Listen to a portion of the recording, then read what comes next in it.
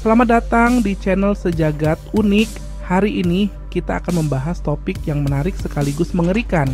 Kemungkinan skenario Perang Dunia Ketiga. Aku tahu apa yang kalian pikirkan. Min, kenapa sih bahas yang berat-berat begini? Tapi sebenarnya, memahami potensi konflik global itu penting. Meskipun agak menakutkan, kita sering membayangkan Perang Dunia Ketiga seperti ledakan besar, kayak di film kan, tapi kenyataannya mungkin awalnya lebih samar. Jadi siap-siap karena kita akan menjelajahi beberapa cara yang meresahkan dan jujur saja mengejutkan tentang bagaimana Perang Dunia Ketiga bisa dimulai. Ini bukan tontonan yang mudah, tapi penting bagi kita untuk memahami hal-hal ini.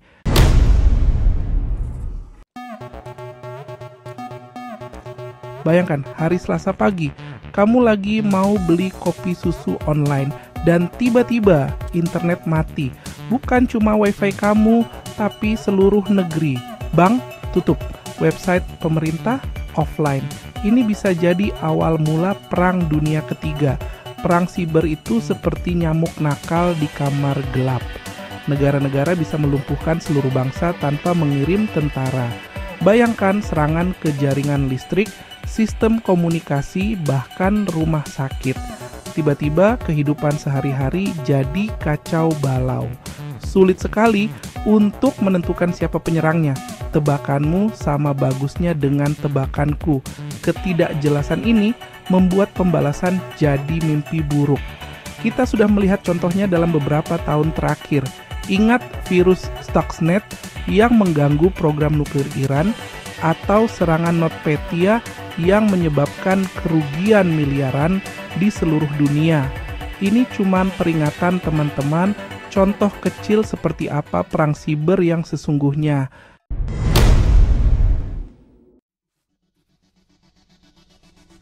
Mari kita bahas ancaman besar yang enggak terucapkan, senjata nuklir.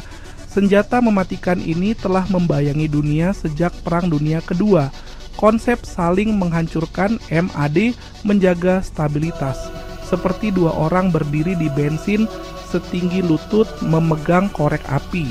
Tidak ada yang mau menyerang duluan, tapi MAD bergantung pada rasionalitas. Apa yang terjadi ketika seorang pemimpin bertindak irasional? Keseimbangan teror menjadi goyah. Jangan lupakan potensi kecelakaan atau salah perhitungan. Alarm palsu dan miskomunikasi hampir memicu perang nuklir. Ini pengingat serius bahwa segalanya bisa salah dengan cepat.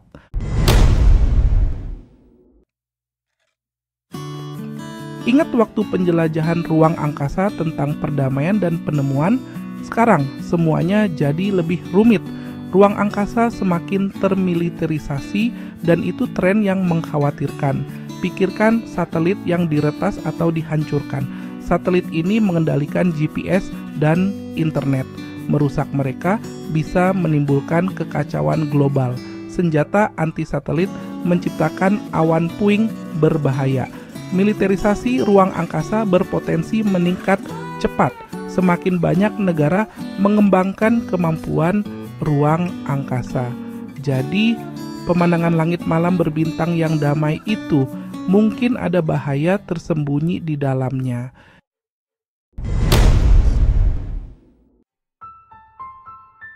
Perang biologis, penggunaan virus atau bakteri mematikan sebagai senjata adalah prospek yang menakutkan.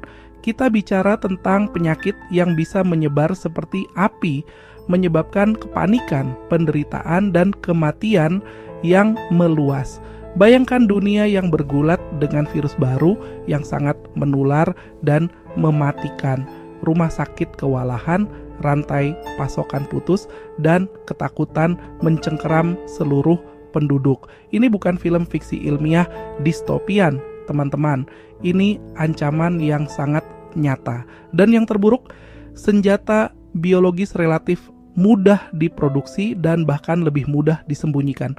Sebuah laboratorium kecil, sedikit pengetahuan ilmiah, dan boom, kamu punya potensi untuk melepaskan kekacauan dalam skala global.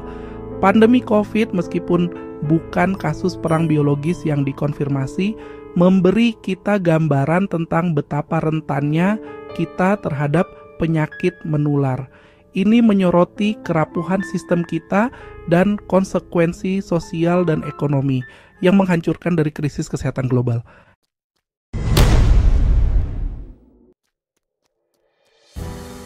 Dunia saat ini adalah jalinan kompleks aliansi, persaingan, dan ketegangan yang membara.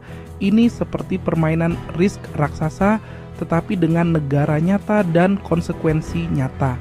Dan jujur saja situasinya agak tegang saat ini. Dari sengketa wilayah di Laut Cina Selatan, lalu konflik Ukraina dengan Rusia, titik nyala potensial untuk konflik global sangat banyak. Dan ketika negara-negara kuat dengan kepentingan yang bertentangan bentrok, risiko eskalasi sangat nyata. Tambahkan itu dengan munculnya nasionalisme, ketidaksetaraan ekonomi, dan perubahan iklim, dan kamu punya resep untuk bencana. Faktor-faktor ini menciptakan ketidakstabilan, menimbulkan kebencian, dan memudahkan para pemimpin untuk menjelek-jelekkan lawan mereka dan menggalang rakyat mereka untuk berperang. Dunia adalah tong bubuk saat ini dan tidak butuh banyak untuk menyalakan sumbunya. Salah perhitungan, provokasi, bahkan kesalahpahaman sederhana dapat memicu reaksi berantai yang tidak terkendali. Jadi begitulah teman-teman sekilas tentang beberapa cara mengerikan Perang Dunia Ketiga bisa terjadi. Ini bukan gambaran yang indah kan? Tapi begini, memahami skenario ini bukan tentang menyerah pada rasa takut, ini tentang mendapatkan informasi dan terlibat. Kita perlu menyadari ancaman yang kita hadapi, baik besar maupun kecil. Kita perlu meminta pertanggungjawaban para pemimpin kita dan menuntut solusi damai untuk masalah global.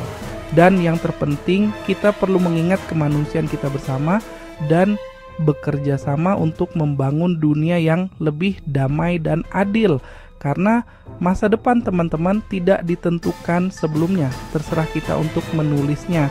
Terima kasih telah menonton. Jika menurutmu video ini informatif, jangan lupa like, share, dan subscribe untuk info lebih lanjut tentang isu-isu global penting. Beritahu kami di komentar apa skenario Perang Dunia Ketiga yang menurutmu paling mungkin terjadi.